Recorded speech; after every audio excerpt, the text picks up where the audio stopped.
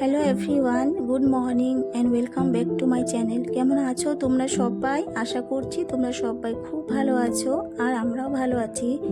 আজ রবিবার, আজ সকালটা এইভাবেই শুরু করলাম। আমার কাজ তো আমি সকালে করেই নিয়েছি। এদিকে পরোটা হয়েছিল। আজকে রবিবারের সকালে ব্রেকফাস্ট একটু অন্য ধরনের, সাদা মাটা একদম। রুটিও হয়েছে, তার সাথে পরোটাও করেছে। তো আমি চা দিয়ে খেয়ে নিব। আজ আর তরকারি করা হয়নি। বাচ্চারা তো রুটি দিয়ে যে বাটার মাখিয়ে একটু চিনি দিয়ে ফোল্ড করে দিয়েছি, সেটাতেই খুশি। আর আমি আচার দিয়ে খাবো। এই যে আমাদের যে ভূত লঙ্কা হয়েছিল, সেইটাই মা আচার করেছিল, সেটা দিয়ে খাবো। কেউ খায় না ঝাল বলে, আমিই খাই, কারণ আমি ঝাল খেতে তো ভালোই বাসি আর খেতেও পারি, সেটাই বড় কথা। প্রচুর ঝাল খেতে পারি। এই রুটিটা রুটি নয়, এটা পরোটা আমি খেয়ে নিব আর চা দিয়ে। আজকে সকালের ব্রেকফাস্টটা আমাদের এই ধরনের, একদম সিম্পল।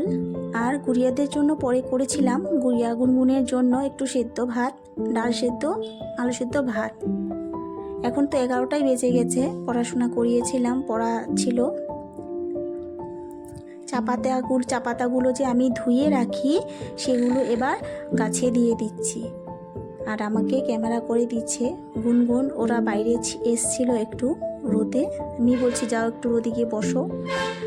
তো ধরে দিয়েছে ক্যামেরাটা, আমিও দেখাচ্ছি। এই বেলফুল গাছটা জানি না কবে ফুল ফুটবে, 1 বছর তো হয়ে এসছে, আর একটু বড় হতে লাগবে। তারপর চা পাতাগুলো এইভাবে জমিয়ে রেখে না, আমি প্রত্যেকটা গাছে এক এক দিন করে দিই। আজ এই গাছটাতে দিয়েছি, আগামীকাল অন্য একটা গাছে দেব। আর সবজির খোসাগুলো আমি জলে ভিজিয়ে রাখি। 2-3 দিন ভিজিয়ে রাখলে না আর বেশি নরম হয়ে যায়। তারপরে আমি ডাইরেক্টলি দিই না, কারণ বানরের উৎপাত, বানর তো আছে আর গাছটাও টেনে টুনে নষ্ট করে দিবে। তার জন্য আমি 2-3 দিন পর দিই। এই যে গুড়িয়াকে স্নান করিয়ে দিলাম, শ্যাম্পু করিয়ে দিয়েছি। আজ সানডে বলে, অন্যদিন তো সকালে স্নান করে স্কুলে যায়, সকাল সকাল শ্যাম্পু করা হয় না, আজ করে দিয়েছি। ওরা ওদের মতো এসে জল দিয়ে দিল, আর শিব ঠাকুরকে জল দিয়ে দিল, আর প্রণামও করে নিচ্ছে। এবার দেখো নিজে নিজে ক্রিম মেখে নিয়েছে, কারণ আমি ব্যস্ত ছিলাম। ওর বোনকে স্নান করাবো, একজন একজন করে করাতে হয়, তার জন্য। এখন তো ওরা ক্রিমটা মাখতে পারে আর টিপটাও পড়তে পারে। এবার গুনগুন চলে এসছে, ওর মতো করে কাজ করবে।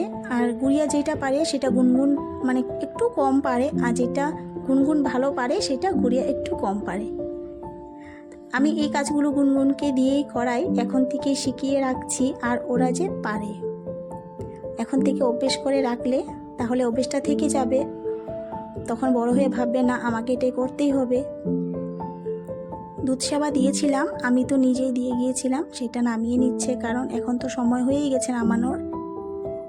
এবার ও মুখ টুক ধুয়ে দিল, আর আমি রুমালটা নামিয়ে দিলাম, যেটা আমার গোপালের হাত মুখ মুছার রুমাল। আর দুধটা যে আমরা সেবাতেই দিই, সেটা আবার রান্নাঘরে নিয়ে, আর আমাদের যে দুধ থাকে সেটার সঙ্গে মিশিয়ে একবারে জাল করে নিই। ওটা দিয়ে চা খাওয়া হয় আর বাচ্চারাও খায়। আর আমাদের আজ রান্না হবে একদম সাধারণ বলতে মানে সাধারণটাই অসাধারণ। সয়াবিনের তরকারি লাল লাল করে, পুরো চিকেনের মতো করে মেখে টেখে, যেরকম করে মাংস মাখা হয়, তেল পেঁয়াজ ময় মশলা সব কিছু দিয়ে সেরকম করেই মেখে একবার কষানো হচ্ছে। সয়াবিনটাকে একদম চিকেনের মতো হয়েছিল খেতে, কারণ আমি তো মাংস খাই না, এজন্য মা এইভাবেই রান্না করেছে। সত্যি খুব ভালো হয়েছিল খেতে। আর আলু আর কোয়াশ দিয়েছিল, আলু আর কোয়াশটাকে আগে একটু ভেজে রেখে দিয়েছিল, তারপর এটার সঙ্গে কষিয়ে তারপর মাখা মাখা হবে তরকারিটা। আর ভাতটা তো আমি করব, তাই আমি ভাত বসিয়ে দিয়েছি পাশে। আর আমার ভিডিওটা যদি তোমাদের একটু হলেও ভালো লাগে, একটা লাইক করে দিও। আর একটু যদি ভালো লাগে একটা কমেন্ট করে মতামত জানিও। আর চ্যানেলটাকে সাবস্ক্রাইব করিয়ে দিয়ে আমার ছোট্ট পরিবারে চলে এসো, আমাকে একটু এগিয়ে যেতে সাপোর্ট করো। এই যে আমাদের সয়াবিনের তরকারিটা খুব ভালো হয়েছিল, কিন্তু খেয়ে তো আর মিথ্যে কথা বলা যায় না, ভালো হয়েছিল সত্যি। আর আমার ব্লগটা তোমরা নো স্কিপ করেই দেখো, নো স্কিপ করে দেখারই অনুরোধ রইল।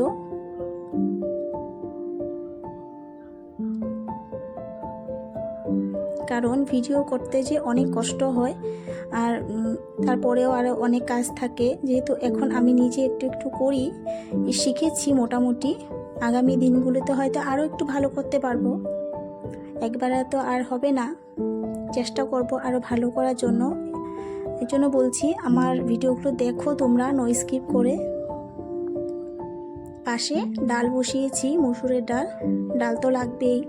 আর আমাদের কিন্তু বাজার আসেনি এখনও, ঘরে যা ছিল তাই রান্নাবান্না হচ্ছে।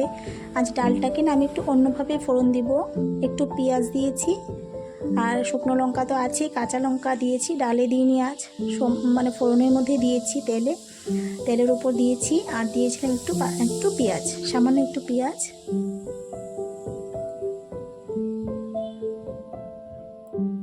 এখন বাজে 1:45। পান নিয়ে এসছে, আর এখন তো নতুন পান, আর এত ভাল লাগে। আর মা লক্ষ্মীর পুজোতে মানে বৃহস্পতিবারে তো পান লাগবেই। আমাদের পান আনলে আগে ঠাকুরের জন্যই রাখা হয়, মানে মা লক্ষ্মীর জন্যই রাখা হয়। আমি বলছি এত সুন্দর পান আগে ঠাকুরের জন্য রাখো। আর কখনো আমি জেঠিমার এখান থেকেও পান নিয়ে আসি, জেঠিমা অনেক পান সুপারি কিনে আনে, তো পান আর কাঁচা সুপারি। তখন জেঠিমার এখানে দেখলো আমি বলি আমার লক্ষ্মীর জন্য দিয়ে দাও, জেঠিমাও দিয়ে দেয়। কিন্তু আজ আমাদের অনেক পান এনেছে সুন্দর সুন্দর। এখন তো সব নতুন পান বের হচ্ছে। এই সবজি আমাদের আজ, আমার মনে হচ্ছে বেশি সবজি আনেনি, কারণ আমার না সবজি এত ভাল লাগে, আর কম সবজি হলে আমার মোটেই ভাল লাগে না। বিট আগেরও আছে, আরও নিয়ে এসছে, গাজর, বিনস, মটরশুঁটি, সব এগুলো দরকারি জিনিস। আর গাজর, বিনস, মটরশুঁটি এসব থাকলে ভালো হয়, কখনো এটা সেটা করে খাওয়া হয়। তাহলে লাউ এনেছে একটা, লাউটার দাম মাত্র 20 টাকা। আর সস্তায় ছিল সবজি, কিন্তু আজ আমাদের কম এনেছে। আনবে আবার, দরকার পড়লে আবার নিয়ে আসবে। দেখো কি খুশি, এবার নাচ করছে দুই বোনে। এদিকে আমাদের তো রান্না কমপ্লিট হয়নি, হয়েছে একটু তরকারি করা বাকি ছিল। এটা হবে লোটে শুটকি দিয়ে, আর বিনস আর আলু কেটেছিলাম আমি, সেটাই মাখা মাখা করে হবে। মাখা মাখা না, একদম শুকনো হয়েছিল, আর খেতেও ভালো হয়েছিল। আমি বলেছিলাম একটু ঝাল ঝাল করে বানাও, কারণ আগামীকাল থেকে না আমাদের আবার নিরামিষ শুরু হবে একাদশীর জন্য।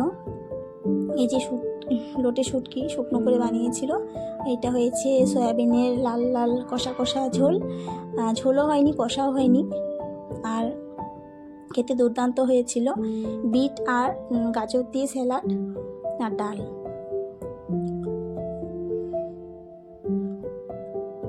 এদিকে মাও খেতে বসে গেছে, বেলা তো অনেক হয়েছে, 3টে বাজে। এদিকে গুড়িয়া আর গুনগুনকেও আমি খাইয়ে দিচ্ছি, ওদেরকে আমিই খাইয়ে দিই। ভালো, যখন অন্য কিছু হয় তখন নিজের হাতেই খাই, তোমাদেরকে তো দেখিয়েছি ব্লগে।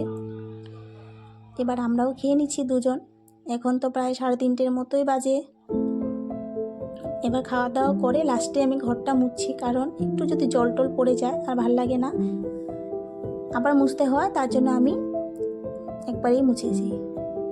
এবার যাব একটু বাজারে, প্রজেক্টের জন্য অনেক কিছু কিনতে হবে। বললাম না শিবসাগরের, আসামের যে শিবসাগর আছে, শিবসাগরের কীর্তিস্তম্ভ লাগাতে হবে প্রজেক্টে। তারপর তুলসী গাছের বিষয়ে লিখে পিকচারটা লাগাতে হবে। সেগুলো লেখাগুলো সব ওরাই করবে, কিন্তু লাগিয়ে দিতে হবে, বাচ্চারা তো আর বুঝবে না। এই যে এইগুলো প্রজেক্ট, তার সাথে লাগবে স্কেচ পেন লেখার জন্য। কি খুশি, এগুলো দেখে রং বেরঙের দেখতে পেয়েছে যে, তার জন্য খুশি। বাবাই বানিয়ে দিয়েছে, আমি কিছুই করিনি। এইসব কাজ ও ভালোই করে। আর লেখাগুলো তো গুড়িয়া গুনগুন নিজেই লিখেছে। আরও আছে প্রজেক্টের কাজ, ওরা গ্রিটিংস কার্ড বানাবে, ড্রয়িং পরীক্ষার দিন লাগবে ওদের, ওটা ওরা নিজেই করবে। শিখিয়েছে স্কুলে, কিন্তু এই প্রজেক্টটা তো লাগাতে পারবে না, তাই ওর পাপা লাগিয়ে দিয়েছে। লেখাগুলো দুই বোন নিজেই করেছে, লিখেছে লেখাগুলো ওরা। আজকের ব্লগটাকে লং করব না, দেখা হবে আরেকদিন নতুন আরেকটি ব্লগের সাথে। আজ তাহলে আসি, টাটা, গুড নাইট।